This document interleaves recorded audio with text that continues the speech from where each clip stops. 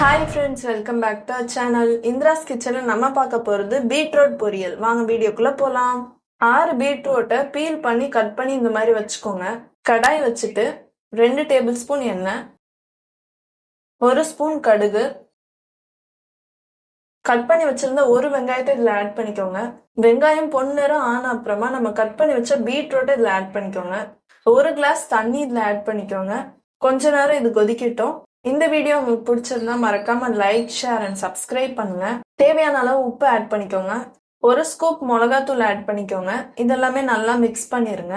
1/2 cup அளவுக்கு கடலைப்பருப்பு குக்கர்ல வேக வச்சு எடுத்துக்கோங்க. கடலைப்பருப்பு இதில் ஆட் பண்ணிக்கோங்க. தேங்காய் துருவி இதில் ஆட் பண்ணிக்கோங்க. மிக்ஸ் பண்ணிக்கோங்க நல்லா. பீட்ரூட் பொரியல் ரெடி ஆயிடுச்சு.